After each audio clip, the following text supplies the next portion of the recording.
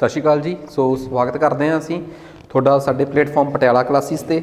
ਜਿਵੇਂ ਕਿ ਆਪਾਂ ਨੂੰ ਪਤਾ ਹੈ ਕਿ ਅਸੀਂ ਇੱਕ ਟਾਰਗੇਟ ਸ਼ੁਰੂ ਕੀਤਾ ਹੋਇਆ ਹੈ ਆਪਣਾ, ਜਿਹਦੇ ਤਹਿਤ ਅਸੀਂ ਰਾਜਨੀਤੀ ਸ਼ਾਸਤਰ ਨੂੰ ਸਮਝ ਰਹੇ ਹਾਂ, ਜਿਹਦੇ 'ਚ ਅਸੀਂ ਸੰਸਦ ਬਾਰੇ, ਭਾਰਤੀ ਸੰਸਦ ਦਾ ਕੀ ਸਿਸਟਮ ਰਿਹਾ ਹੈ, ਉਹ ਸਾਰਾ ਕੁਝ ਸਮਝਦੇ ਹਾਂ। ਪਟਿਆਲਾ ਕਲਾਸਿਸ ਦਾ ਜਿਹੜਾ ਪਲੇਟਫਾਰਮ ਅਸੀਂ ਸ਼ੁਰੂ ਕੀਤਾ ਹੈ, ਪੰਜਾਬੀ ਮਾਧਿਅਮ 'ਚ ਅਸੀਂ ਕੁਛ ਪੇਪਰ ਜਿਹੜੇ ਆ ਟਾਰਗੇਟ 'ਤੇ ਰੱਖੇ ਹੋਏ ਆ, ਜਿਨ੍ਹਾਂ 'ਚ PSSB ਦੇ ਪੇਪਰ, ਪੰਜਾਬ ਪੁਲਿਸ ਦੀ ਪ੍ਰਮੋਸ਼ਨ ਦਾ ਹੌਲਦਾਰ ਦਾ ਪੇਪਰ ਅਤੇ ਪੰਜਾਬ ਪੁਲਿਸ ਦੇ ਕਾਂਸਟੇਬਲ ਦੇ ਪੇਪਰ ਨੂੰ ਅਸੀਂ ਰਡਾਰ 'ਤੇ ਰੱਖਿਆ ਹੈ, ਤਾਂ ਜੋ ਕਿਸੇ ਵੀ ਤਰੀਕੇ ਦੇ ਇਹ ਪੇਪਰ, ਪਟਵਾਰੀ ਦਾ ਪੇਪਰ ਹੋਵੇ, ਫਾਇਰਮੈਨ ਦਾ ਪੇਪਰ ਹੋਵੇ, ਤੁਸੀਂ ਉਹਦੀ ਤਿਆਰੀ ਪੰਜਾਬੀ ਮਾਧਿਅਮ 'ਚ ਪੂਰੇ ਤਰੀਕੇ ਨਾਲ ਪੰਜਾਬੀ ਮਾਧਿਅਮ 'ਚ ਕਰਨਾ ਚਾਹੁੰਦੇ ਹੋ ਤਾਂ ਤੁਸੀਂ ਇਸ ਪਲੇਟਫਾਰਮ ਤੋਂ ਪਟਿਆਲਾ ਕਲਾਸਿਸ ਤੋਂ ਕਰ ਸਕਦੇ ਹੋ। ਸੋ ਜ਼ਿਆਦਾ ਸਮਾਂ ਖਰਾਬ ਨਾ ਕਰਦੇ ਹੋਏ ਅਸੀਂ ਅਗਲਾ ਟੌਪਿਕ ਚੱਕਦੇ ਹਾਂ ਕਿ ਸੰਸਦ 'ਚ ਬਿੱਲ ਕਿੰਨੇ ਪ੍ਰਕਾਰ ਦਾ ਹੁੰਦਾ ਹੈ। ਦੇਖੋ, ਅਸੀਂ ਕਹਿੰਦੇ ਹਾਂ ਕਿ ਇੱਕ ਬਿੱਲ ਪਾਸ ਹੋ ਕੇ ਇੱਕ ਕਾਨੂੰਨ ਬਣ ਜਾਂਦਾ ਹੈ, ਠੀਕ ਆ। ਅਤੇ ਕਾਨੂੰਨ ਦਾ ਮਤਲਬ ਇਹ ਹੋ ਗਿਆ ਕਿ ਉਹ ਕੋਈ ਅਧੀਨੀਅਮ, ਐਕਟ ਬਣ ਜਾਂਦਾ ਹੈ, ਠੀਕ ਆ। ਜਦੋਂ ਵੀ ਕੋਈ ਬਿੱਲ ਪਾਸ ਹੋ ਜੇ ਤਾਂ ਬਿੱਲ ਬੜੇ ਤਰੀਕੇ ਦੇ ਹੋ ਸਕਦੇ ਆ। ਜਿਵੇਂ ਸਪੋਜ਼ ਕਰੋ, ਮੰਨ ਕੇ ਚੱਲੋ ਉਦਾਹਰਨ ਦੇ ਤੌਰ 'ਤੇ ਕਿ ਭਾਰਤ 'ਚ ਇੱਕ ਨਵਾਂ ਕੋਈ ਕਾਨੂੰਨ ਆਇਆ, ਜਾਣਨ ਦਾ ਅਧਿਕਾਰ, ਰਾਈਟ ਟੂ ਇਨਫੋਰਮੇਸ਼ਨ, ਜਾਂ ਵਿੱਦਿਆ ਦਾ ਅਧਿਕਾਰ, ਰਾਈਟ ਟੂ ਐਜੂਕੇਸ਼ਨ। ਤਾਂ ਅਸੀਂ ਕਹਿੰਦੇ ਹਾਂ ਕਿ ਇੱਕ ਤਾਂ ਇਸ ਪ੍ਰਕਾਰ ਦੇ ਵੀ ਬਿੱਲ ਹੁੰਦੇ ਆ। ਫਿਰ ਇੱਕ ਅਸੀਂ ਹੋਰ ਬਿੱਲ ਦੀ ਗੱਲ ਕਰਦੇ ਹਾਂ, ਜਿਹਨੂੰ ਅਸੀਂ ਅਕਸਰ ਕਹਿੰਦੇ ਹੁੰਦੇ ਹਾਂ ਬਜਟ। ਸੁਣਿਆ ਹੋਣਾ ਤੁਸੀਂ ਇੱਕ ਸ਼ਬਦ ਬਜਟ। ਬਜਟ ਇੱਕ ਪ੍ਰਕਾਰ ਦਾ ਬਿੱਲ, ਠੀਕ ਆ। RTI, ਜਾਣਨ ਦਾ ਅਧਿਕਾਰ ਵਰਗੇ ਬਿੱਲ ਇੱਕ ਪ੍ਰਕਾਰ ਦੇ ਬਿੱਲ। ਇੱਕ ਤੀਸਰੇ ਪ੍ਰਕਾਰ ਦੇ ਬਿੱਲ ਵੀ ਹੁੰਦੇ ਆ। ਮੰਨ ਲਓ ਸਾਨੂੰ ਲੱਗੇ ਕਿ ਸੰਵਿਧਾਨ ਦੇ ਵਿੱਚ, ਜਦੋਂ ਸੰਵਿਧਾਨ ਬਣਿਆ ਸੀ ਉਦੋਂ ਜੋ ਕੁਛ ਲਿਖਿਆ ਸੀ ਉਹਦੇ 'ਚੋਂ ਕਿਸੇ ਚੀਜ਼ ਨੂੰ ਮਿਟਾਉਣ ਦੀ ਲੋੜ ਆ, ਜਾਂ ਉਹਦੇ 'ਚ ਕਿਸੇ ਚੀਜ਼ ਨੂੰ ਚੇਂਜ ਕਰਨ ਦੀ ਲੋੜ ਆ, ਬਦਲਣ ਦੀ ਲੋੜ ਆ, ਜਾਂ ਉਹਦੇ 'ਚ ਕਿਸੇ ਚੀਜ਼ ਨੂੰ ਨਵੀਂ ਜੋੜਨ ਦੀ ਲੋੜ ਆ। ਇਹਨੂੰ ਕਹਿੰਦੇ ਆ ਸੰਵਿਧਾਨ ਦੇ ਵਿੱਚ ਕੋਈ ਨਾ ਕੋਈ ਸੋਧ ਕਰਨੀ, ਸੰਵਿਧਾਨਕ ਸੋਧ ਬਿੱਲ। ਸੰਵਿਧਾਨ ਦੀ ਸੋਧ ਵਾਲਾ ਬਿੱਲ, ਬਜਟ ਵਰਗੇ ਬਿੱਲ ਅਤੇ ਆਮ ਬਿੱਲ। ਮੋਟੇ ਤੌਰ 'ਤੇ ਤਿੰਨ ਕੁ ਪ੍ਰਕਾਰ ਦੇ ਬਿੱਲ ਸੰਵਿਧਾਨ ਦੇ ਵਿੱਚ ਜਿਹੜੇ ਆਪਣੀ ਸੰਸਦ 'ਚ ਪੇਸ਼ ਹੁੰਦੇ ਆ। ਅੱਜ ਇਹਨਾਂ ਬਿੱਲ ਦੀਆਂ ਕਿਸਮਾਂ ਬਾਰੇ ਸਮਝਾਂਗੇ। ਸਭ ਤੋਂ ਪਹਿਲਾਂ ਮੈਂ ਗੱਲ ਕਰੂੰਗਾ ਸਧਾਰਨ ਬਿੱਲ, ਜਿਨ੍ਹਾਂ ਨੂੰ ਆਪਾਂ ਪੰਜਾਬੀ 'ਚ ਆਮ ਬਿੱਲ ਵੀ ਕਹਿ ਦਿੰਦੇ ਆ। ਇੰਗਲਿਸ਼ 'ਚ ਇਹਦੇ ਵਾਸਤੇ ਨਾਮ ਆ ਆਰਡੀਨਰੀ ਬਿੱਲਸ। ਦੇਖੋ, ਆਮ ਬਿੱਲ ਹੁੰਦਾ ਕਿਹੜਾ ਹੈ? ਸਭ ਤੋਂ ਪਹਿਲਾਂ ਤਾਂ ਮੈਂ ਤੁਹਾਨੂੰ ਇਹ ਗੱਲ ਸਮਝਾਵਾਂ ਕਿ ਆਮ ਬਿੱਲ ਹੁੰਦਾ ਕਿਹੜਾ ਹੈ। ਸੰਸਦ ਦੇ ਵਿੱਚ ਕੋਈ ਵੀ ਅਜਿਹਾ ਬਿੱਲ ਜਿਹਨੂੰ ਪੇਸ਼ ਕਰਕੇ ਕੋਈ ਕਾਨੂੰਨ ਬਣਨਾ ਹੋਵੇ, ਪਰ ਉਹਦੇ ਨਾਲ ਸੰਵਿਧਾਨ ਦੇ ਵਿੱਚ ਕੋਈ ਛੇੜਖਾਨੀ ਨਾ ਕਰਨੀ ਹੋਵੇ। ਗੌਰ ਕਰਿਓ, ਸੰਵਿਧਾਨ ਦੇ ਵਿੱਚ ਉਹਨੂੰ ਕੋਈ ਛੇੜਖਾਨੀ ਨਾ ਕਰਨੀ ਹੋਵੇ। ਹੁਣ ਤੁਸੀਂ ਕਹੋਗੇ ਇਹੋ ਜਿਹੇ ਕਿਹੜੇ ਬਿੱਲ ਹੁੰਦੇ ਆ? ਜਿਵੇਂ ਸਪੋਜ਼ ਕਰੋ ਲੋਕਾਂ ਦੀ ਨਾਗਰਿਕਤਾ ਤੈਅ ਕਰਨ ਵਾਸਤੇ ਕੋਈ ਬਿੱਲ ਆ ਗਿਆ, ਨਾਗਰਿਕਤਾ ਬਿੱਲ, ਜਾਂ ਜਾਣਨ ਦੇ ਅਧਿਕਾਰ ਵਾਸਤੇ ਕੋਈ ਬਿੱਲ ਆ ਗਿਆ, ਜਾਣਨ ਦਾ ਅਧਿਕਾਰ ਬਿੱਲ, ਜਾਂ ਸਾਨੂੰ ਹੋਰ ਵੀ ਕਿਸੇ ਵੀ ਪ੍ਰਕਾਰ ਦੀ ਮਨਰੇਗਾ ਦਾ ਬਿੱਲ ਪਾਸ ਹੋਇਆ ਸੀ 2005 'ਚ। ਹਰ ਇੱਕ ਉਹ ਬਿੱਲ ਜਿਹੜਾ ਸੰਸਦ ਦੁਆਰਾ ਪਾਸ ਕੀਤਾ ਜਾਂਦਾ ਹੈ, ਜਿਸ ਬਿੱਲ ਦੇ ਵਿੱਚ ਸੰਵਿਧਾਨ ਦੇ ਵਿੱਚ ਕੁਛ ਮਟੇਣ ਦੀ ਜਾਂ ਜੋੜਨ ਦੀ ਕਵਾਇਤ ਨਾ ਕਰਨੀ ਹੋਵੇ, ਉਸ ਹਰ ਇੱਕ ਪ੍ਰਕਾਰ ਦੇ ਬਿੱਲ ਨੂੰ ਸਧਾਰਨ ਬਿੱਲ ਜਾਂ ਆਮ ਬਿੱਲ ਦੀ ਕੈਟੇਗਰੀ 'ਚ ਰੱਖਿਆ ਜਾਂਦਾ ਹੈ, ਉਸ ਪ੍ਰਕਾਰ 'ਚ ਰੱਖਿਆ ਜਾਂਦਾ ਹੈ। ਸੋ ਸਭ ਤੋਂ ਪਹਿਲਾਂ ਤਾਂ ਮੈਂ ਤੁਹਾਨੂੰ ਇੱਕ ਗੱਲ ਸਮਝ ਆ ਗਈ ਕਿ ਤੁਹਾਨੂੰ ਇਹ ਤਾਂ ਪਤਾ ਲੱਗੇ ਕਿ ਸਧਾਰਨ ਬਿੱਲ ਹੁੰਦੇ ਕਿਹੜੇ ਆ। ਸਧਾਰਨ ਬਿੱਲ ਨੂੰ ਪਾਸ ਕਰਾਉਣ ਵਾਸਤੇ ਲੋਕ ਸਭਾ ਜਾਂ ਰਾਜ ਸਭਾ, ਕਿਸੇ ਵੀ ਇੱਕ ਸਦਨ ਤੋਂ ਸ਼ੁਰੂਆਤ ਹੋ ਸਕਦੀ ਹੈ। ਕਈ ਲੋਕਾਂ ਨੂੰ ਲੱਗਦਾ ਕਿ ਸਿਰਫ ਲੋਕ ਸਭਾ 'ਚੋਂ ਬਿੱਲ ਪਹਿਲਾਂ ਪਾਸ ਹੁੰਦੇ ਆ। ਨਹੀਂ, ਲੋਕ ਸਭਾ ਜਾਂ ਰਾਜ ਸਭਾ 'ਚੋਂ ਕਿਸੇ ਵੀ ਇੱਕ ਸਦਨ 'ਚੋਂ ਸ਼ੁਰੂਆਤ ਕੀਤੀ ਜਾ ਸਕਦੀ ਹੈ। ਮੰਨ ਲਓ ਤੁਸੀਂ ਲੋਕ ਸਭਾ ਤੋਂ ਸ਼ੁਰੂਆਤ ਕਰ ਲਈ। ਜੇ ਤੁਸੀਂ ਲੋਕ ਸਭਾ ਤੋਂ ਸ਼ੁਰੂਆਤ ਕੀਤੀ ਤਾਂ ਲੋਕ ਸਭਾ 'ਚ ਪਹਿਲਾਂ ਉਸ ਬਿੱਲ ਦੇ 3 ਚਰਨ ਹੋਣਗੇ। ਕਿਹੜੇ 3 ਚਰਨ? ਪਹਿਲੇ ਚਰਨ ਦੇ ਵਿੱਚ ਬਿੱਲ ਸਭ ਨੂੰ ਵੰਡੇ ਜਾਣਗੇ। ਦੂਜੇ ਚਰਨ ਦੇ ਵਿੱਚ ਉਸ ਬਿੱਲ 'ਤੇ ਗੂੜ੍ਹੀ ਬਹਿਸ ਹੋਊਗੀ। ਤੀਜੇ ਚਰਨ ਦੇ ਵਿੱਚ ਉਸ ਬਿੱਲ 'ਤੇ ਵੋਟਿੰਗ ਹੋਊਗੀ, ਵੋਟਾਂ ਪੈਣਗੀਆਂ। ਹੁਣ ਜੇ ਉਸ ਸਦਨ ਦੇ ਵਿੱਚੋਂ ਬਿੱਲ ਪਾਸ ਹੋ ਗਿਆ, ਉਦਾਹਰਨ ਦੇ ਤੌਰ 'ਤੇ ਪਹਿਲਾਂ ਬਿੱਲ ਲੋਕ ਸਭਾ 'ਚੋਂ ਪਾਸ ਹੋ ਗਿਆ ਤੇ ਰਾਜ ਸਭਾ 'ਚ ਜਾਊਗਾ, ਫਿਰ ਉਹ ਰਾਜ ਸਭਾ 'ਚ ਆਪਣੀ 3 ਚਰਨਾਂ ਦੀ ਲੜਾਈ ਲੜੂਗਾ। ਪਹਿਲੇ ਚਰਨ 'ਚ ਉੱਥੇ ਬਿੱਲ ਵੰਡੇ ਜਾਣਗੇ, ਦੂਜੇ ਚਰਨ 'ਚ ਉੱਥੇ ਗੂੜ੍ਹੀ ਬਹਿਸ ਹੋਊਗੀ, ਤੀਸਰੇ ਚਰਨ 'ਚ ਉਸ ਬਿੱਲ ਨੂੰ ਪਾਸ ਜਾਂ ਫੇਲ ਕਰ ਦਿੱਤਾ ਜਾਊਗਾ, ਸਵੀਕਾਰ ਜਾਂ ਅਸਵੀਕਾਰ ਕਰ ਦਿੱਤਾ ਜਾਊਗਾ ਉਹਦੇ ਤੇ ਵੋਟਾਂ ਪਾ ਕੇ। ਜਦੋਂ ਦੋਵਾਂ ਚਰਨਾਂ 'ਚੋਂ ਬਿੱਲ ਪਾਸ ਹੋ ਗਿਆ ਸਦਨਾਂ 'ਚੋਂ, ਪਹਿਲਾਂ ਇਹ ਬਿੱਲ ਰਾਜ ਸਭਾ 'ਚ ਜਾ ਕੇ ਤੇ ਲੋਕ ਸਭਾ 'ਚ ਵੀ ਦੂਜੇ ਨੰਬਰ ਤੇ ਆ ਸਕਦਾ ਹੈ, ਪਹਿਲਾਂ ਇਹ ਬਿੱਲ ਲੋਕ ਸਭਾ 'ਚ ਜਾ ਕੇ ਤੇ ਰਾਜ ਸਭਾ 'ਚ ਵੀ ਜਾ ਸਕਦਾ ਹੈ। ਇਹ ਡਿਪੈਂਡ ਕਰਦਾ ਹੈ, ਕੋਈ ਪੱਕਾ ਗੱਲ ਹੈ ਨਹੀਂ। ਸੋ ਆਹ ਗੱਲ ਆਪਾਂ ਨੂੰ ਚੰਗੀ ਤਰ੍ਹਾਂ ਸਮਝ ਆ ਗਈ, ਲੋਕ ਸਭਾ ਜਾਂ ਰਾਜ ਸਭਾ। ਹੁਣ ਤੁਹਾਡੇ ਦਿਮਾਗ 'ਚ ਇਹ ਗੱਲ ਹੋਊਗੀ ਕਿ ਲੋਕ ਸਭਾ ਹੋਵੇ ਚਾਹੇ ਰਾਜ ਸਭਾ ਹੋਵੇ, ਇਹ ਬਿੱਲ ਕਿਹੜੇ ਬਹੁਮਤ ਨਾਲ ਪਾਸ ਹੋਊਗਾ। ਹੁਣ ਇਹਦੇ 'ਤੇ ਗੌਰ ਕਰਿਓ, ਆਮ ਬਿੱਲ ਜਾਂ ਸਧਾਰਨ ਬਿੱਲ ਨੂੰ ਪਾਸ ਕਰਨ ਵਾਸਤੇ ਕਿਹੜਾ ਬਹੁਮਤ ਚਾਹੀਦਾ ਹੈ? ਉੱਥੇ ਚਾਹੀਦਾ ਹੈ ਸਧਾਰਨ ਬਹੁਮਤ। ਸਧਾਰਨ ਬਹੁਮਤ ਜਿਹਨੂੰ ਆਪਾਂ ਪੰਜਾਬੀ 'ਚ ਤਾਂ ਸਧਾਰਨ ਬਹੁਮਤ ਕਹਿੰਦੇ ਆ, ਇੰਗਲਿਸ਼ 'ਚ ਕਹਿੰਦੇ ਆ ਸਿੰਪਲ ਮੈਜੋਰਟੀ। ਇੰਗਲਿਸ਼ 'ਚ ਕੀ ਕਹਿੰਦੇ ਆਪਾਂ? Simple majority. ਇਹ ਸਿੰਪਲ ਮੈਜੋਰਟੀ ਦਾ ਮਤਲਬ ਕੀ ਹੁੰਦਾ ਹੈ? ਜਿੰਨੇ ਲੋਕ ਉਸ ਸਦਨ ਦੇ ਵਿੱਚ ਅੱਜ ਆਏ ਹੋਏ ਆ, ਜਿੰਨੇ ਟੋਟਲ ਨੇ ਜਾਂ ਕੁੱਲ ਨੇ, ਉਹਦਾ ਕੋਈ ਮਤਲਬ ਨਹੀਂ। ਜਿੰਨੇ ਲੋਕ ਅੱਜ ਆਏ ਹੋਏ ਆ, ਹਾਜ਼ਰ ਨੇ, ਜਿਹੜੇ ਹਾਜ਼ਰ ਲੋਕਾਂ ਦਾ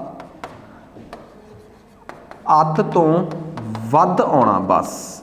ਮਤਲਬ ਕਿ 50% ਆਫ ਪ੍ਰੈਜ਼ੈਂਟ ਜਿੰਨੇ ਆਏ ਹੋਏ ਨੇ ਉਹਦੇ ਚੋਂ ਸਿਰਫ 50% ਤੋਂ ਵੱਧ ਬੰਦੇ ਤੁਹਾਡੇ ਹੱਕ 'ਚ ਵੋਟ ਪਾ ਦੇਣ, ਬਸ। ਮੰਨ ਲਓ ਉਸ ਸਦਨ ਦੇ ਵਿੱਚ 245 ਮੈਂਬਰ ਨੇ ਉਦਾਹਰਨ ਦੇ ਤੌਰ ਤੇ, ਠੀਕ ਆ, ਪਰ ਆਏ ਉਸ ਦਿਨ ਸਿਰਫ 200 ਨੇ, ਤਾਂ 200 ਦਾ ਅੱਧ ਕਿੰਨਾ ਹੋਊਗਾ? 100 ਤੋਂ ਵੱਧ। 100 ਨਾਲ ਨਹੀਂ ਕੰਮ ਚੱਲੂਗੀ, 100 ਤੋਂ ਵੱਧ ਮਤਲਬ 101 ਨਾਲ। ਉਦਾਹਰਨ ਦੇ ਤੌਰ ਤੇ ਉਸ ਦਿਨ ਆਏ ਨੇ 213 ਜਾਣੇ, ਤਾਂ 213 ਦਾ ਅੱਧ ਕਿੰਨਾ ਹੁੰਦਾ ਹੈ? ਕੱਢਿਓ, ਕੈਲਕੂਲੇਟ ਕਰਿਓ।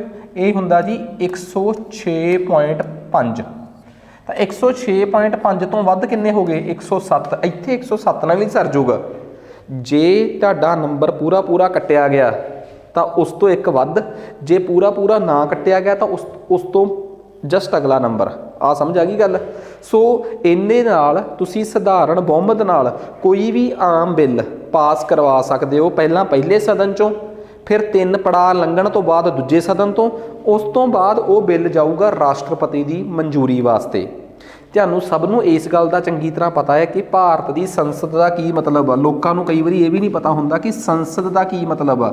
ਸੰਸਦ ਦਾ ਮਤਲਬ ਆ ਲੋਕ ਸਭਾ, ਲੋਕ ਸਭਾ ਜਮਾ ਰਾਜ ਸਭਾ ਜਮਾ ਰਾਸ਼ਟਰਪਤੀ।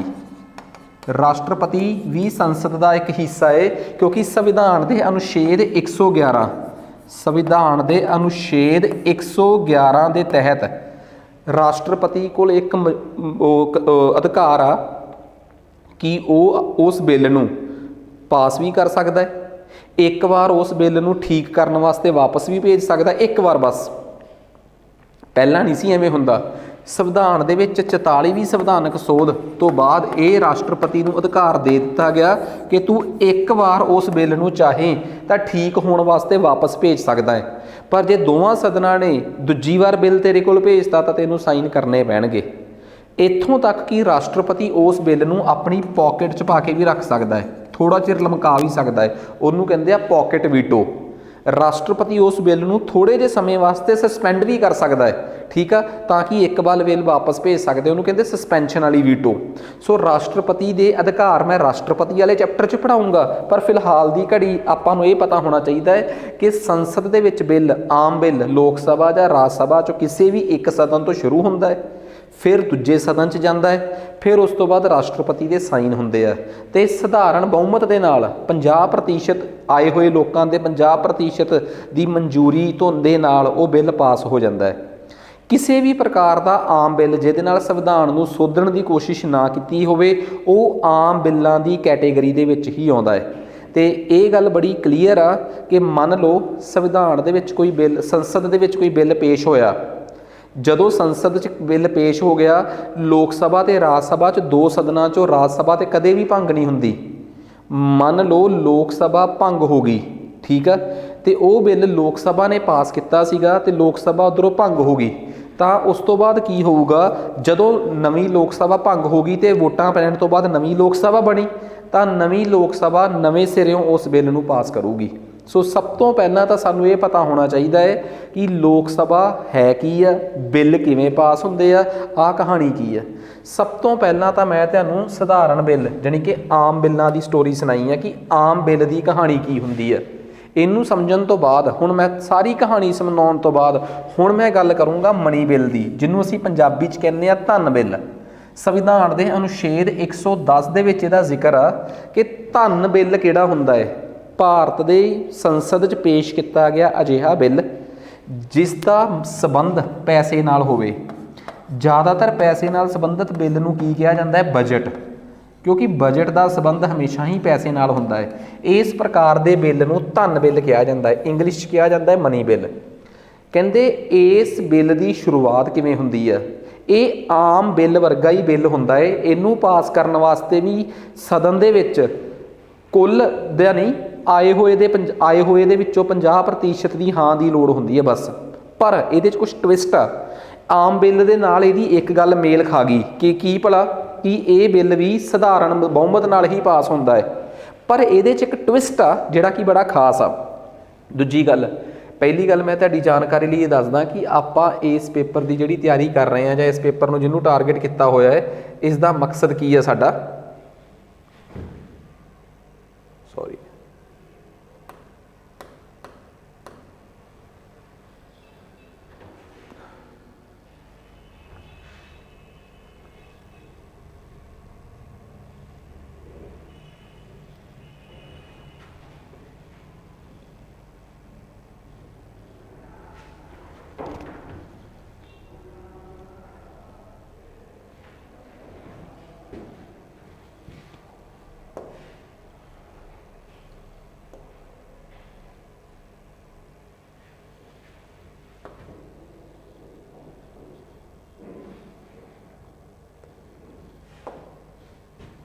ਤਾਂ ਦੇਖੋ ਜਿਹੜੇ ਵੀ ਐਸਪੀਰੈਂਟਸ ਸਾਡੇ ਨਾਲ ਜੁੜੇ ਹੋਏ ਆ ਤੇ ਉਹ ਪੰਜਾਬ ਪੁਲਿਸ ਦੇ ਕਾਂਸਟੇਬਲ ਦੀ ਤਿਆਰੀ ਕਰਨਾ ਚਾਹੁੰਦੇ ਆ, ਜਾਂ ਜਿਹੜੇ ਵੀ ਪੰਜਾਬ ਪੁਲਿਸ ਦੇ ਹੌਲਦਾਰ ਦੇ ਪੇਪਰ ਦੀ ਤਿਆਰੀ ਕਰਨਾ ਚਾਹੁੰਦੇ ਆ, ਗੌਰ ਕਰਿਓ ਜੇ ਤੁਹਾਡੇ ਨਾਲ ਕੋਈ ਬੰਦਾ ਪੰਜਾਬ ਪੁਲਿਸ ਦੇ ਹੌਲਦਾਰ ਦੇ ਪੇਪਰ ਦੀ, ਜਿਸ 'ਚ IPC CRPC ਐਵੀਡੈਂਸ ਐਕਟ ਵਗੈਰਾ ਸਾਰਾ ਕੁਝ ਆ ਰਿਹਾ, ਤੁਸੀਂ ਸਾਡੇ ਨਾਲ ਇਸ ਨੰਬਰ 'ਤੇ ਸੰਪਰਕ ਕਰ ਸਕਦੇ ਹੋ 7708 00072। ਜਿਵੇਂ ਉਦਾਹਰਨ ਦੇ ਤੌਰ 'ਤੇ ਆਹ ਦੇਖੋ, ਆਹ ਸਾਡਾ ਕਾਂਸਟੇਬਲ ਵਾਲਾ ਪੇਪਰ ਜਿਹੜਾ, ਉਹਦੀ ਅਸੀਂ ਇਸ ਤਰੀਕੇ ਨਾਲ ਪੂਰੇ ਦਾ ਪੂਰਾ ਸਾਰੇ ਦਾ ਸਾਰਾ ਕੰਸੈਪਟ ਪੰਜਾਬੀ ਮਾਧਿਅਮ 'ਚ, ਇਹੀ ਸਾਰਾ ਕੁਝ ਕਿਤਾਬਾਂ 'ਚ ਹੋਊਗਾ ਸਾਡੀਆਂ 'ਚ, ਤਾਂ ਜੋ ਕਿਸੇ ਨੂੰ ਬੜੀ ਆਸਾਨੀ ਨਾਲ ਇਹ ਸਮਝ ਆ ਸਕੇ। ਸੋ ਸਾਡੀ ਸਭ ਤੋਂ ਪਹਿਲੀ ਕੋਸ਼ਿਸ਼ ਇਹ ਹੈ ਕਿ ਚੰਗੀ ਤਰ੍ਹਾਂ ਅਸੀਂ ਕਲੀਅਰ ਕਰਾਈਏ, ਠੀਕ ਹੈ। ਹੁਣ ਖੈਰ ਆਪਾਂ ਆਪਣੇ ਮੁੱਦੇ 'ਤੇ ਵਾਪਸ ਜਾਂਦੇ ਹਾਂ। ਕਹਿੰਦੇ ਮਨੀ ਬਿੱਲ ਜਾਂ ਪੈਸੇ ਨਾਲ ਸੰਬੰਧਿਤ ਜਿਹੜਾ ਬਿੱਲ ਆ, ਇਹਦੇ 'ਚ ਖਾਸੀਅਤ ਕੀ ਆ? ਦੇਖੋ ਇੱਕ ਚੀਜ਼ ਇਹਦੇ 'ਚ ਬਹੁਤ ਕਲੀਅਰ ਆ ਮਨੀ ਬਿੱਲ ਦੇ ਵਿੱਚ, ਜਿਹਨੂੰ ਅਸੀਂ ਧਨ ਬਿੱਲ ਵੀ ਕਹਿ ਦਿੰਦੇ ਹਾਂ, ਉਹ ਇਹ ਗੌਰ ਕਰਿਓ ਇਹਦੇ 'ਤੇ ਬਹੁਤ ਇੰਪੋਰਟੈਂਟ ਕਿ ਇਹ ਬਿੱਲ ਜਿਹੜਾ ਹੈ ਨਾ, ਇਹ ਸਭ ਤੋਂ ਪਹਿਲਾਂ ਰਾਸ਼ਟਰਪਤੀ ਦੀ ਮਨਜ਼ੂਰੀ ਤੋਂ ਸ਼ੁਰੂ ਹੁੰਦਾ ਹੈ। ਰਾਸ਼ਟਰਪਤੀ ਦੀ ਮਨਜ਼ੂਰੀ ਇਸ ਕਰਕੇ ਚਾਹੀਦੀ ਹੈ, ਉਹਦੀ ਵਜ੍ਹਾ ਇੱਕ, ਕਿਉਂਕਿ ਰਾਸ਼ਟਰਪਤੀ ਦੇਸ਼ ਦਾ ਰਾਜਾ ਹੈ। ਰਾਸ਼ਟਰਪਤੀ ਦੇਸ਼ ਦਾ ਰਾਜਾ ਹੈ ਤੇ ਸੰਵਿਧਾਨ ਦੇ 109 ਅਨੁਛੇਦ ਵਿੱਚ ਸਾਫ਼ ਕਿਹਾ ਗਿਆ ਹੈ ਕਿ ਕਿਸੇ ਵੀ ਪ੍ਰਕਾਰ ਦਾ ਬਿੱਲ ਜਿਸ ਦਾ ਸੰਬੰਧ ਪੈਸੇ ਨਾਲ ਹੋਵੇ, ਮਤਲਬ ਕਿ ਟੈਕਸ ਲਾਉਣਾ, ਟੈਕਸ ਨਾ ਲਾਉਣਾ, ਟੈਕਸ ਘਟਾਉਣਾ, ਫੀਸਾਂ ਇਕੱਠੀਆਂ ਕਰਨੀਆਂ, ਜਾਂ ਲੋਕਾਂ ਨੂੰ ਕਿਸੇ ਚੀਜ਼ ਦੀ ਛੂਟ ਦੇਣੀ ਪੈਸੇ ਨਾਲ ਸੰਬੰਧਿਤ, ਉਹ ਸਾਰੇ ਬਿੱਲ ਧਨ ਬਿੱਲ ਹੁੰਦੇ ਆ। ਸੰਵਿਧਾਨ ਦੇ ਅਨੁਛੇਦ 109 ਦੇ ਵਿੱਚ ਰਾਸ਼ਟਰਪਤੀ ਨੂੰ ਇਹ ਹੱਕ ਆ, ਰਾਸ਼ਟਰਪਤੀ ਹੀ ਧਨ ਬਿੱਲ ਦੀ ਸ਼ੁਰੂਆਤ ਕਰਦਾ ਹੈ। ਰਾਸ਼ਟਰਪਤੀ ਜੋ ਧਨ ਦੇਸ਼ ਨੂੰ ਚਲਾਉਣ ਵਾਸਤੇ ਚਾਹੀਦਾ ਹੈ, ਉਹਦਾ ਇੱਕ ਖਾਕਾ ਤਿਆਰ ਕਰਕੇ ਉਹਦੇ 'ਤੇ ਸਾਈਨ ਕਰਕੇ ਭੇਜਦਾ ਹੈ। ਉਸ ਤੋਂ ਬਾਅਦ ਇਸ ਦੀ ਤਕਸੀਦ ਕਰਦਾ ਹੈ ਲੋਕ ਸਭਾ ਦਾ ਸਪੀਕਰ। ਕਿਉਂ? ਕਿਉਂਕਿ ਧਨ ਬਿੱਲ ਦਾ ਆਮ ਬਿੱਲ ਨਾਲੋਂ ਇੱਕ ਫਰਕ ਇੱਥੇ ਪੈ ਗਿਆ ਕਿ ਧਨ ਬਿੱਲ, ਮਨੀ ਬਿੱਲ ਸਿਰਫ ਤੇ ਸਿਰਫ ਲੋਕ ਸਭਾ 'ਚ ਪੇਸ਼ ਕੀਤਾ ਜਾ ਸਕਦਾ ਹੈ। ਕਿਹੜੇ ਬਿੱਲ ਨੂੰ ਧਨ ਬਿੱਲ ਕਹਿਣਾ ਹੈ, ਕਿਹੜੇ ਬਿੱਲ ਨੂੰ ਧਨ ਬਿੱਲ ਨਹੀਂ ਕਹਿ ਸਕਦੇ, ਇਸ ਦੀ ਪਰਿਭਾਸ਼ਾ ਅਨੁਛੇਦ 110 'ਚ, ਮਤਲਬ ਕੌਂਸਟੀਟਿਊਸ਼ਨ ਦੇ ਆਰਟੀਕਲ 110 ਦੇ ਵਿੱਚ ਸਾਫ਼ ਦੱਸਿਆ ਹੈ ਕਿ ਕਿਸ ਚੀਜ਼ ਨੂੰ ਧਨ ਬਿੱਲ ਕਹਿਣਾ ਹੈ ਤੇ ਕਿਹਨੂੰ ਨਹੀਂ ਕਹਿਣਾ। ਠੀਕ ਆ, ਜਦੋਂ ਇਹ ਤੈਅ ਹੋ ਗਿਆ ਕਿ ਉਹ ਬਿੱਲ ਧਨ ਬਿੱਲ ਆ, ਇਹ ਤੈਅ ਕਰੂਗਾ ਲੋਕ ਸਭਾ ਦਾ ਸਪੀਕਰ ਉਹਦੇ 'ਤੇ ਸਟਿੱਕਰ ਲਾ ਕੇ। ਜਦੋਂ ਇੱਕ ਬਿੱਲ 'ਤੇ ਲੋਕ ਸਭਾ ਦੇ ਸਪੀਕਰ ਨੇ ਸਟਿੱਕਰ ਲਾਤਾ ਕਿ ਇਹ ਮਨੀ ਬਿੱਲ ਆ, ਇਹ ਧਨ ਬਿੱਲ ਆ, ਉਸ ਤੋਂ ਬਾਅਦ ਇਹ ਸ਼ਿਓਰ ਹੋ ਜਾਊਗਾ ਕਿ ਇਹ ਧਨ ਬਿੱਲ ਆ। ਉਸ ਤੋਂ ਬਾਅਦ ਲੋਕ ਸਭਾ ਉਹਨੂੰ ਸਧਾਰਨ ਬਹੁਮਤ ਨਾਲ ਪਾਸ ਕਰੂਗੀ। ਲੋਕ ਸਭਾ ਸਧਾਰਨ ਬਹੁਮਤ ਨਾਲ ਪਾਸ ਕਰੂਗੀ ਤੇ ਸਧਾਰਨ ਬਹੁਮਤ ਨਾਲ ਲੋਕ ਸਭਾ 'ਚ ਪਾਸ ਹੋ ਹੀ ਜਾਂਦਾ ਹੈ। ਕਿਉਂ? ਲੋਕ ਸਭਾ 'ਚ ਜਿਹੜੀ ਸਰਕਾਰ ਹੁੰਦੀ ਆ, ਠੀਕ ਆ, ਉਹਨਾਂ ਦੇ ਬੰਦੇ 50% ਤੋਂ ਵੱਧ ਹੁੰਦੇ ਆ, ਤਾਂ ਹੀ ਤਾਂ ਉਹਨਾਂ ਦੀ ਸਰਕਾਰ ਆ। ਸੋ ਲੋਕ ਸਭਾ 'ਚ ਉਹ ਬਿੱਲ ਨੂੰ ਬੜੀ ਆਸਾਨੀ ਨਾਲ ਪਾਸ ਕਰ ਲੈਂਦੇ ਆ। ਉਸ ਤੋਂ ਬਾਅਦ ਅੱਗੇ ਜਾ ਕੇ ਉਹ ਬਿੱਲ ਫਿਰ ਰਾਜ ਸਭਾ 'ਚ ਪੇਸ਼ ਹੁੰਦਾ ਹੈ। ਰਾਜ ਸਭਾ ਨੂੰ ਇੱਕ ਹੱਕ ਆ ਕਿ ਤੁਸੀਂ 14 ਦਿਨਾਂ ਦੇ ਅੰਦਰ ਅੰਦਰ ਉਸ ਬਿੱਲ ਨੂੰ ਪਾਸ ਕਰ ਦਿਓ। ਜੇ ਤੁਸੀਂ 14 ਦਿਨਾਂ ਤੋਂ ਵੱਧ ਉਸ ਬਿੱਲ ਨੂੰ ਲਮਕਾਇਆ ਤਾਂ ਉਸ ਬਿੱਲ ਨੂੰ ਪਾਸ ਸਮਝਿਆ ਜਾਊਗਾ। ਰਾਜ ਸਭਾ ਨੂੰ ਵੀ ਇਹ ਬਿੱਲ ਪਾਸ ਕਰਨਾ ਪੈਂਦਾ ਹੈ, ਰਾਜ ਸਭਾ 'ਚੋਂ ਬਿਨਾਂ ਪਾਸ ਕੀਤੇ ਨਹੀਂ ਆਉਂਦਾ। 14 ਦਿਨਾਂ ਬਾਅਦ ਉਹ ਆਪੇ ਪਾਸ ਸਮਝਿਆ ਜਾਂਦਾ ਹੈ। ਉਸ ਤੋਂ ਬਾਅਦ ਉਹ ਰਾਸ਼ਟਰਪਤੀ ਕੋਲ ਦੁਬਾਰਾ ਜਾਂਦਾ ਹੈ, ਰਾਸ਼ਟਰਪਤੀ ਉੱਤੇ ਸਾਈਨ ਕਰਦਾ ਹੈ ਤੇ ਉਹ ਬਿੱਲ ਐਕਟ ਬਣ ਜਾਂਦਾ ਹੈ, ਫਿਰ ਉਹ ਕਾਨੂੰਨ ਬਣ ਜਾਂਦਾ ਹੈ। ਉਮੀਦ ਕਰਦਾ ਕਿ ਤੁਹਾਨੂੰ ਧਨ ਬਿੱਲ ਨਾਲ ਸੰਬੰਧਿਤ ਗੱਲਾਂ ਵੀ ਸਮਝ ਆ ਗਈਆਂ ਹੋਣਗੀਆਂ। ਧਨ ਬਿੱਲ ਲੋਕ ਸਭਾ ਤੋਂ ਹੀ ਸ਼ੁਰੂ ਹੁੰਦਾ ਹੈ, ਉਸ ਤੋਂ ਪਹਿਲਾਂ ਰਾਸ਼ਟਰਪਤੀ ਸਟਾਰਟ ਕਰਦਾ ਹੈ, ਲੋਕ ਸਭਾ ਦਾ ਸਪੀਕਰ ਉਹਦੀ ਤਕਸੀਦ ਕਰਦਾ ਹੈ, ਫਿਰ ਉਹ ਲੋਕ ਸਭਾ 'ਚੋਂ ਪਾਸ ਹੁੰਦਾ ਹੈ, ਫਿਰ ਉਹ ਰਾਜ ਸਭਾ 'ਚੋਂ ਪਾਸ ਹੁੰਦਾ ਹੈ। ਇਹ ਬਿੱਲ ਆਮ ਬਹੁਮਤ ਨਾਲ ਹੀ ਪਾਸ ਹੁੰਦਾ ਹੈ, ਇਸ ਕਰਕੇ ਇਹਦੇ ਆਮ ਬਹੁਮਤ ਨਾਲ ਇਹ ਰਾਸ ਰਲ ਗਈ। ਪਰ ਇਸ ਬਿੱਲ 'ਚ ਕੁਛ ਟਵਿਸਟ ਆ, ਠੀਕ ਆ। ਸੋ ਇਹ ਚੀਜ਼ ਆਪਾਂ ਨੂੰ ਬਿਲਕੁਲ ਕਲੀਅਰ ਕੱਟ ਦੱਸਦਾ ਹੈ ਕਿ ਆਪਾਂ ਨੂੰ ਇਸ ਗੱਲ ਤੇ ਚੰਗੀ ਤਰ੍ਹਾਂ ਪਤਾ ਲੱਗ ਗਿਆ। ਰਾਸ਼ਟਰਪਤੀ ਸੰਵਿਧਾਨ ਦੇ ਅਨੁਛੇਦ 111 ਦੇ ਮੁਤਾਬਕ ਉਹਦੇ ਨਾਲ ਉੱਤੇ ਆਪਣੀ ਮਨਜ਼ੂਰੀ ਦਿੰਦਾ ਹੈ। 14 ਦਿਨਾਂ ਤੱਕ ਰਾਜ ਸਭਾ ਇਹਨੂੰ ਆਪਣੇ ਕੋਲ ਰੋਕ ਕੇ ਰੱਖਦੀ ਹੈ। ਜੇ ਰੋਕ ਕੇ ਨਹੀਂ ਰੱਖਣਾ ਤਾਂ ਵੀ ਗੱਲ ਕਲੀਅਰ ਕਰਤੀ। ਸੋ ਉਮੀਦ ਕਰਦਾ ਕਿ ਇਹ ਗੱਲ ਚੰਗੀ ਤਰ੍ਹਾਂ ਸਮਝ ਆ ਗਈ, ਠੀਕ ਆ। ਉਸ ਤੋਂ ਬਾਅਦ ਅਗਲੇ ਪ੍ਰਕਾਰ ਦੇ ਜਿਹੜੇ ਬਿੱਲ ਇੰਪੋਰਟੈਂਟ ਆ, ਮੈਂ ਉਹੀ ਡਿਸਕਸ ਕਰ ਰਿਹਾ ਤੁਹਾਡੇ ਨਾਲ, ਠੀਕ ਆ। ਸੋ ਅੱਗੇ ਆ ਗਿਆ ਸੰਵਿਧਾਨਕ ਸੋਧ ਬਿੱਲ। ਕਹਿੰਦੇ ਇਹ ਕਿਹੜੇ ਬਿੱਲ ਹੁੰਦੇ ਆ? ਇਹੋ ਜਿਹਾ ਬਿੱਲ ਜਿਨ੍ਹਾਂ 'ਚ ਸੰਵਿਧਾਨ ਨੂੰ ਸੋਧਣ ਦੀ ਗੱਲ ਹੋਈ ਹੈ। ਮੰਨ ਲਓ ਤੁਹਾਨੂੰ ਪਤਾ ਲੱਗਿਆ ਕਿ ਸੰਵਿਧਾਨ ਦੇ ਕਿਸੇ ਅਨੁਛੇਦ ਦੇ ਵਿੱਚ ਕੋਈ ਚੇਂਜ ਕਰਨਾ ਹੈ, 21 ਦੇ ਨਾਲ ਇੱਕ ਨਵਾਂ ਅਨੁਛੇਦ ਜੋੜਨਾ 21A, ਜਾਂ ਸੰਵਿਧਾਨ ਦੇ 19 ਅਨੁਛੇਦ 'ਚ ਕੁਝ ਚੇਂਜ ਕਰਨਾ ਹੈ, ਕਿਸੇ ਵੀ ਨਵੇਂ ਅਨੁਛੇਦ ਨੂੰ ਜੋੜਨਾ ਹੋਵੇ, ਕਿਸੇ ਪੁਰਾਣੇ ਅਨੁਛੇਦ ਨੂੰ ਮਿਟਾਉਣਾ ਹੋਵੇ, ਜਿਵੇਂ ਰਾਈਟ ਟੂ ਪ੍ਰੋਪਰਟੀ ਜਾਇਦਾਦ ਦਾ ਅਧਿਕਾਰ ਆਰਟੀਕਲ 31 ਹੁੰਦਾ ਸੀ, 44ਵੀਂ ਸੰਵਿਧਾਨਕ ਸੋਧ ਨਾਲ ਇਹਨੂੰ ਖਤਮ ਕਰਤਾ। ਕਿਸੇ ਵੀ ਸੰਵਿਧਾਨ ਦੇ ਵਿੱਚ ਅਨੁਛੇਦ ਨੂੰ ਮਿਟਾਉਣਾ ਹੋਵੇ, ਨਵੇਂ ਅਨੁਛੇਦ ਨੂੰ ਜੋੜਨਾ ਹੋਵੇ, ਕਿਸੇ ਅਨੁਛੇਦ 'ਚ ਕਿਸੇ ਗੱਲ ਨੂੰ ਬਦਲਣਾ ਹੋਵੇ, ਇਹਨੂੰ ਕਹਿੰਦੇ ਆ ਸੋਧਣਾ, ਖਤਮ ਕਰਨਾ, ਮਿਟਾਉਣਾ, ਜੋੜਨਾ ਜਾਂ ਬਦਲਾਵ ਕਰਨਾ। ਇਹ ਸਾਰੀਆਂ ਚੀਜ਼ਾਂ ਨੂੰ ਕਹਿੰਦੇ ਆ ਸੰਵਿਧਾਨ ਸੋਧਣਾ। ਸੰਵਿਧਾਨ ਨੂੰ ਸੋਧਣਾ ਆਮ ਬਿੱਲ ਨੂੰ ਪਾਸ ਕਰਾਉਣ ਵਰਗਾ ਸੌਖਾ ਨਹੀਂ। ਸੰਵਿਧਾਨ ਨੂੰ ਸੋਧਣ ਵਾਸਤੇ ਇੱਕ ਪ੍ਰਕਿਰਿਆ ਹੈ ਕਿ ਸਭ ਤੋਂ ਪਹਿਲਾਂ ਇਹ ਪ੍ਰਕਿਰਿਆ ਸੰਸਦ ਦੇ ਕਿਹੜੇ ਸਦਨ ਤੋਂ ਸ਼ੁਰੂ ਹੋਊਗੀ। ਇੱਥੇ ਬੱਚੇ ਮਾਰ ਖਾ ਜਾਂਦੇ ਆ, ਉਹਨਾਂ ਨੂੰ ਲੱਗਦਾ ਕਿ ਇਹ ਤਾਂ ਜੀ ਸੰਵਿਧਾਨ ਸੋਧਣਾ ਹੈ, ਇਹ ਲੋਕ ਸਭਾ ਤੋਂ ਸ਼ੁਰੂ ਹੁੰਦੀ ਹੋਊਗੀ। ਇਹ ਵੀ ਪ੍ਰਕਿਰਿਆ ਕਿਸੇ ਵੀ ਸਦਨ ਤੋਂ ਸ਼ੁਰੂ ਕੀਤੀ ਜਾ ਸਕਦੀ ਹੈ, ਲੋਕ ਸਭਾ ਤੋਂ ਵੀ ਸ਼ੁਰੂ ਕੀਤੀ ਜਾ ਸਕਦੀ ਹੈ ਤੇ ਰਾਜ ਸਭਾ ਤੋਂ ਵੀ ਸ਼ੁਰੂ ਕੀਤੀ ਜਾ ਸਕਦੀ ਹੈ।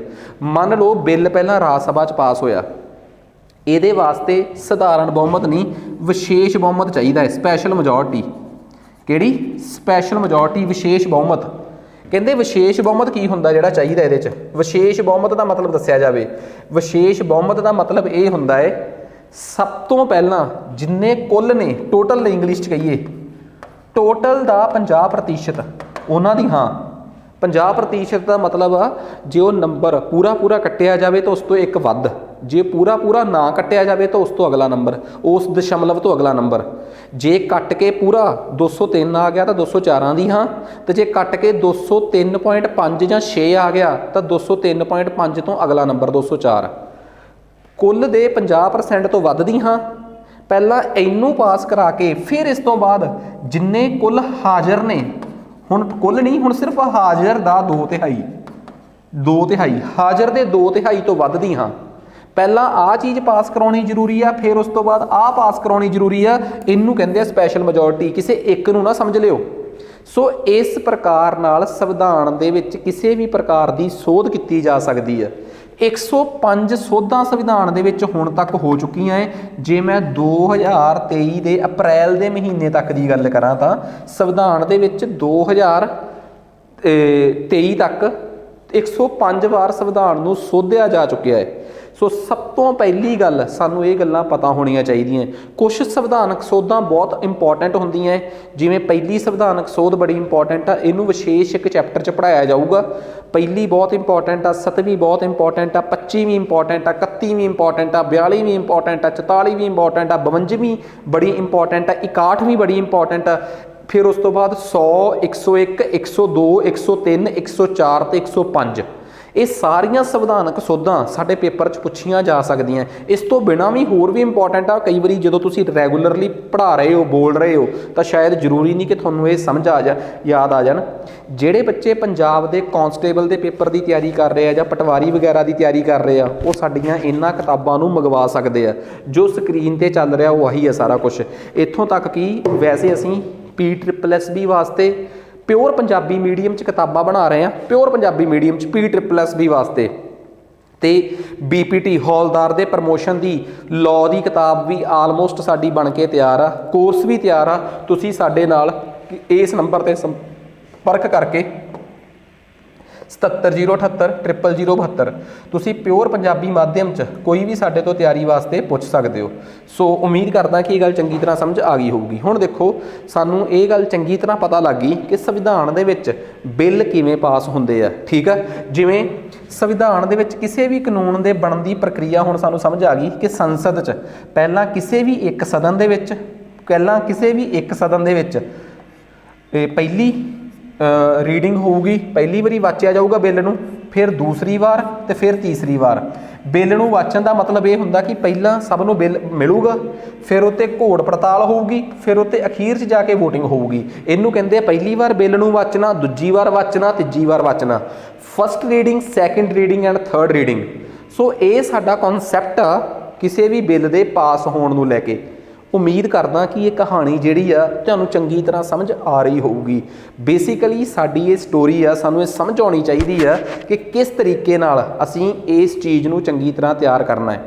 ਉਮੀਦ ਕਰਦਾ ਕਿ ਇਹ ਕਹਾਣੀ ਚੰਗੀ ਤਰ੍ਹਾਂ ਤੁਹਾਡੇ ਕਨਸੈਪਟ ਜਿਹੜੇ ਆ ਉਹ ਕਲੀਅਰ ਕਰ ਗਈ ਹੋਊਗੀ। ਸੋ ਇਸ ਤਰੀਕੇ ਨਾਲ ਸਾਡੀ ਸੰਸਦ ਦੇ ਵਿੱਚ ਬਿੱਲ ਪਾਸ ਹੁੰਦੇ ਆ। ਤੇ ਮੈਂ ਤੁਹਾਡੀ ਜਾਣਕਾਰੀ ਲਈ ਦੱਸਦਾ ਕਿ ਇੱਕ ਹੁੰਦਾ ਹੈ ਸਾਂਝੀ ਮੀਟਿੰਗ। ਉਹ ਸਾਂਝੀ ਮੀਟਿੰਗ ਨੂੰ ਇੰਗਲਿਸ਼ 'ਚ ਕਹਿੰਦੇ ਆ ਜੁਆਇੰਟ ਸੈਸ਼ਨ। ਠੀਕ ਆ, ਸਾਂਝੀ ਮੀਟਿੰਗ ਦਾ ਮਤਲਬ ਕੀ ਹੁੰਦਾ ਹੈ? ਕਈ ਵਾਰੀ ਸਧਾਰਨ ਬਿੱਲ, ਇਹ ਸਿਰਫ ਸਧਾਰਨ ਬਿੱਲ ਦੇ ਕੇਸ 'ਚ ਲਾਗੂ ਹੁੰਦੀ ਹੈ ਗੱਲ। ਜੇ ਕਈ ਵਾਰੀ ਸਧਾਰਨ ਬਿੱਲ ਕਿਸੇ ਇੱਕ ਸਦਨ 'ਚੋਂ ਪਾਸ ਹੋ ਜੇ ਤੇ ਦੂਜੇ ਸਦਨ 'ਚ ਅਟਕ ਜੇ ਜਾ ਕੇ, ਤੇ ਇਹ ਗੈਪ ਵੱਧਦਾ 180 ਦਿਨਾਂ ਦਾ ਹੋ ਜੇ, 180 ਦਿਨਾਂ ਦਾ ਗੈਪ ਹੋ ਜੇ, 6 ਮਹੀਨਿਆਂ ਦਾ ਗੈਪ ਹੋ ਜੇ, ਤਾਂ ਲੋਕ ਸਭਾ ਦੇ ਸਪੀਕਰ ਦੇ ਕਹਿਣ ਤੇ ਕਿ ਦੇਸ਼ ਦਾ ਰਾਸ਼ਟਰਪਤੀ ਸਾਂਝੀ ਮੀਟਿੰਗ, ਜਿਹਨੂੰ ਇੰਗਲਿਸ਼ 'ਚ ਕਹਿੰਦੇ ਆ ਜੁਆਇੰਟ ਸੈਸ਼ਨ, ਬੁਲਵਾ ਸਕਦਾ ਹੈ। ਸੰਵਿਧਾਨ ਦਾ ਅਨੁਛੇਦ 108 ਰਾਸ਼ਟਰਪਤੀ ਨੂੰ ਇਹ ਤਾਕਤ ਦਿੰਦਾ ਹੈ ਕਿ ਦੇਸ਼ ਦਾ ਰਾਸ਼ਟਰਪਤੀ, ਲੋਕ ਸਭਾ ਦੇ ਸਪੀਕਰ ਦੇ ਕਹਿਣ ਤੇ ਨਹੀਂ, ਮੇਰੇ ਕੋਲ ਗਲਤੀ ਹੋ ਗਈ, ਪ੍ਰਧਾਨ ਮੰਤਰੀ ਦੇ ਕਹਿਣ ਤੇ 108 ਅਨੁਛੇਦ ਦੇ ਤਹਿਤ ਸਾਂਝੀ ਮੀਟਿੰਗ ਦੋਵਾਂ ਸਦਨਾਂ ਦੀ ਬੁਲਾ ਸਕਦਾ ਹੈ। ਫਿਰ ਦੋਵਾਂ ਸਦਨਾਂ ਦੀ ਸਾਂਝੀ ਮੀਟਿੰਗ 'ਚ ਉਸ ਬਿੱਲ ਨੂੰ ਪਾਸ ਕੀਤਾ ਜਾਊਗਾ। ਠੀਕ ਆ, ਤੇ ਯਾਦ ਰੱਖਿਓ, ਕਈ ਵਾਰੀ ਸਾਨੂੰ ਪੇਪਰ 'ਚ ਪੁੱਛਿਆ ਜਾਂਦਾ ਹੈ ਕਿ ਸਾਂਝੀ ਮੀਟਿੰਗ 'ਚ ਜਦੋਂ ਬਿੱਲ ਪੇਸ਼ ਹੁੰਦਾ ਹੈ ਤਾਂ ਉਹਨੂੰ ਪਾਸ ਹੋਣ ਵਾਸਤੇ ਕਿਹੜਾ ਬਹੁਮਤ ਚਾਹੀਦਾ ਹੈ। ਤੁਸੀਂ ਧੋਖਾ ਖਾ ਜਾਂਦੇ ਹੋ, ਕਿਉਂਕਿ ਸਾਂਝੀ ਮੀਟਿੰਗ 'ਚ ਸਿਰਫ ਸਧਾਰਨ ਬਿੱਲ ਹੀ ਜਾ ਸਕਦੇ ਆ। ਇਸ ਕਰਕੇ ਸਧਾਰਨ ਬਿੱਲਾਂ ਵਾਸਤੇ ਤਾਂ ਸਧਾਰਨ ਬਹੁਮਤ ਚਾਹੀਦਾ ਹੈ। ਇਸ ਕਰਕੇ ਸਾਂਝੀ ਮੀਟਿੰਗ 'ਚ ਕੇਵਲ ਸਧਾਰਨ ਬਹੁਮਤ ਨਾਲ ਹੀ ਬਿੱਲ ਪਾਸ ਕੀਤੇ ਜਾ ਸਕਦੇ ਆ। ਤੇ ਜਦੋਂ ਦੋਵਾਂ ਸਦਨਾਂ ਦੀ ਸਾਂਝੀ ਮੀਟਿੰਗ ਹੋਊਗੀ ਤਾਂ ਉੱਥੇ ਪੀਠਾਸੀਨ ਅਧਿਕਾਰੀ, ਜਿਹਨੂੰ ਇੰਗਲਿਸ਼ 'ਚ ਕਹਿੰਦੇ ਆ ਪ੍ਰੈਸਾਈਡਿੰਗ ਆਫੀਸਰ, ਕੌਣ ਹੋਊਗਾ ਭਲਾ? ਉੱਥੇ ਪ੍ਰੈਸਾਈਡਿੰਗ ਆਫੀਸਰ ਹੋਊਗਾ ਲੋਕ ਸਭਾ ਦਾ ਸਪੀਕਰ। ਲੋਕ ਸਭਾ ਦਾ ਸਪੀਕਰ ਉਸ ਮੀਟਿੰਗ ਨੂੰ ਬੁਲਾਊਗਾ, ਪ੍ਰੈਸਾਈਡ ਕਰੂਗਾ, ਪੀਠਾਸੀਨ ਹੋਊਗਾ, ਉਹਦਾ ਮੁੱਖ ਅਧਿਕਾਰੀ ਉਹ ਹੋਊਗਾ, ਮੁੱਖ ਅਧਿਕਾਰੀ। ਜੇ ਲੋਕ ਸਭਾ ਦਾ ਸਪੀਕਰ ਗੈਰ ਹਾਜ਼ਰ ਆ ਤੇ ਲੋਕ ਸਭਾ ਦਾ ਡਿਪਟੀ ਸਪੀਕਰ, ਤੇ ਜੇ ਲੋਕ ਸਭਾ ਦਾ ਡਿਪਟੀ ਸਪੀਕਰ ਵੀ ਗੈਰ ਹਾਜ਼ਰ ਆ ਫਿਰ ਆਊਗਾ ਰਾਜ ਸਭਾ ਦਾ ਡਿਪਟੀ ਚੇਅਰਮੈਨ। ਕਿਸੇ ਵੀ ਸੂਰਤ ਦੇ ਵਿੱਚ ਸਾਂਝੀ ਮੀਟਿੰਗ ਨੂੰ ਰਾਜ ਸਭਾ ਦਾ ਚੇਅਰਮੈਨ ਪ੍ਰੈਸਾਈਡ ਨਹੀਂ ਕਰ ਸਕਦਾ, ਪੀਠਾਸੀਨ ਅਧਿਕਾਰੀ ਨਹੀਂ ਹੋ ਸਕਦਾ। ਕਿਸੇ ਵੀ ਸੂਰਤ 'ਚ ਸਾਂਝੀ ਮੀਟਿੰਗ ਦਾ ਪ੍ਰੈਸਾਈਡਿੰਗ ਆਫੀਸਰ ਰਾਜ ਸਭਾ ਦਾ ਚੇਅਰਮੈਨ, ਜਾਨੀ ਕਿ ਦੇਸ਼ ਦਾ ਉਪ ਰਾਸ਼ਟਰਪਤੀ ਨਹੀਂ ਹੋ ਸਕਦਾ, ਕਿਉਂਕਿ ਅਸਲ ਦੇ ਵਿੱਚ ਉਹ ਸਦਨ ਦਾ ਮੈਂਬਰ ਹੀ ਨਹੀਂ ਹੁੰਦਾ। ਇਸ ਕਰਕੇ ਸੋ ਆਹ ਤਿੰਨ ਜਾਣੇ ਹੀ ਉਸ ਪ੍ਰੈਸਾਈਡਿੰਗ ਆਫੀਸਰ ਦੇ ਰੋਲ ਨੂੰ ਨਿਭਾ ਸਕਦੇ ਆ। ਸੋ ਕਿਸ ਤਰੀਕੇ ਨਾਲ ਸੰਸਦ ਪੇਸ਼ ਹੁੰਦੀ ਆ, ਕਿਵੇਂ ਸੰਸਦ ਲੱਗਦੀ ਆ, ਕਿਵੇਂ ਸੰਸਦ ਦੇ ਵਿੱਚ ਅਸੀਂ ਸਾਰਾ ਕੁਝ ਦੱਸ ਚੁੱਕੇ ਆ ਕਿ ਸੰਸਦ ਜਿਹੜੀ ਆ ਇਹਦੀਆਂ ਦੇਸ਼ ਦੀ ਭਾਰਤ ਦੇ ਵਿੱਚ 3 ਵਾਰ ਮੀਟਿੰਗ ਹੁੰਦੀ ਆ ਸੰਸਦ ਦੀ। ਸੰਸਦ ਦੀਆਂ ਜਿਹੜੀਆਂ 3 ਮੀਟਿੰਗਾਂ ਹੁੰਦੀਆਂ ਉਹ ਕਿਹੜੀਆਂ ਨੇ? ਇੱਕ ਹੁੰਦਾ ਹੈ ਬਜਟ ਸੈਸ਼ਨ, ਜਿਹੜਾ ਫਰਵਰੀ ਦੇ ਮਹੀਨੇ ਤੋਂ ਸ਼ੁਰੂ ਹੁੰਦਾ ਹੈ, 21 ਫਰਵਰੀ ਤੋਂ ਤੇ 31 ਮਾਰਚ ਤੱਕ ਚੱਲਦਾ ਹੈ। ਫਿਰ ਜੂਨ ਜੁਲਾਈ ਦੇ ਮਹੀਨੇ 'ਚ ਆਉਂਦਾ ਹੈ ਮੌਨਸੂਨ ਸੈਸ਼ਨ। फिर नवंबर दसंबर च आउंदा है शीतकालीन सैशन, जिन्हों आपां कह दिंदे आ सरद रुੱਤ सैशन जां विंटर सैशन। ਭਾਰਤ ਦੇ ਸੰਵਿਧਾਨ ਦੇ ਵਿੱਚ ਬਕਾਇਦਾ ਲਿਖਿਆ ਗਿਆ ਹੈ कि सदन ਦੀਆਂ 2 ਮੀਟਿੰਗਾਂ ਦੇ ਵਿੱਚ ਦਾ ਗੈਪ ਵੱਧ ਤੋਂ ਵੱਧ 6 ਮਹੀਨੇ ਹੋ ਸਕਦਾ ਹੈ। ਇਸ ਮੁਤਾਬਕ ਭਾਰਤ ਦੇ ਵਿੱਚ ਜੇ ਸਦਨ 2 ਵਾਰ ਵੀ ਲੱਗੇ ਸਾਲ 'ਚ ਤਾਂ ਕੰਮ ਚੱਲ ਸਕਦਾ ਹੈ, पर काम ज़्यादा होने करके बिल ज़्यादा पास करने करके भारत की संसद अपनियां 3 बार सैशन रखती है। इन्हां दे विचला जिहड़ा गैप हुंदा है उहनूं छुट्टी, ठीक है, उहनूं मतलब छुट्टी भी कहा जाता है, उहनूं रिसैस भी कहा जाता है। सो हुण ये गल बड़ी इंपॉर्टेंट आ कि भारत की संविधान दे विच एक चीज़ बहुत समझो, कई बारी की हुंदा है, मान लो किसी भी बिल की आपातकाल च जरूरत पै गई कि अज ये कानून बनना चाहिए है, रब ना करे उन्हां समयां च संसद ना लगी होवे, जिवें मई के महीने च किसी बिल की लोड़ पै गई, मई च तां संसद हुंदी नहीं, फिर देश का राष्ट्रपति अपने आप एक बिल बना सकता है पर सरकार के कहण ते। एक कानून राष्ट्रपति बना सकता है बिना संसद दे भी, उन्होंने कहते हैं ऑर्डीनेंस, इंग्लिश च उन्होंने ऑर्डीनेंस कहते हैं, पंजाबी च उन्होंने कहते हैं अध्यादेश। एक अध्यादेश जिवें किसानी बिल जिहड़े सीगे वो अध्यादेश के राह नाल आए सीगे। अध्यादेश उस वेले बनया होया कानून हुंदा है जदों संसद गैर हाज़र होवे, पर किसी भी संविधानक सोध बिल के मुतलक जां किसी भी धन बिल के मुतलक ऑर्डीनेंस नहीं लिआंदा जा सकता। ऑर्डीनेंस च केवल ते केवल सधारण बिल पेश किए जा सकते हैं। सधारण बिल मतलब आम कानून जिहड़े बनाउणे आ संसद ने वो बनाए जा सकते हैं। अध्यादेश नाल ऑर्डीनेंस नाल संविधान नहीं सोधिया जा सकता। संविधान का अनुच्छेद 123 राष्ट्रपति नूं ये ताकत दिंदा है कि जदों संसद गैर हाज़र होवे उस वेले जे किसी कानून की बहुत आपातकाल में जरूरत है तो देश का राष्ट्रपति सरकार के कहण ते एक बिल पास कर सकता है। तो इस बिल की वैलिडिटी कितनी होगी, जिन्ना चिर अगली संसद नहीं लगती उत्थों तक, प्लस उस तो अगले 1.5 महीना, बस अगले 6 हफ्ते, बस 6 हफ्ते मतलब 1.5 महीना, वैसे 6 हफ्ते का जिक्र किया गया, तुसीं 6 हफ्ते ही याद रखियो। तो जे वो 6 हफ्ते कट गया फिर उस तो बाद वो बिल अपने आप खत्म हो जाऊगा जे उन्हें 6 हफ्तियां के अंदर अंदर संसद उन्होंने पास ना कर सकी तां। सो अध्यादेश नूं लैके भी मैं तुहानूं गल दसती, कानून किवें बनदे आ उन्होंने लैके भी मैं तुहानूं दसती, ठीक है। तो याद रखियो जदों भी संसद लगदी है सब तो पहला संसद जदों भी सवेरे शुरू होंदी है तो पहला 1 घंटा जिहड़ा है संसद का प्रश्न काल हुंदा है, जिथे विरोधी पार्टियां वाले सरकार नूं सवाल पुछ सकते हैं। उस तो बाद अद्धा घंटा हुंदा है सिफर काल, जिन्हों आपां 0 आर कहने हैं। पहला क्वेश्चन आर प्रश्न काल, फिर उस तो बाद 0 आर सिफर काल, ठीक है।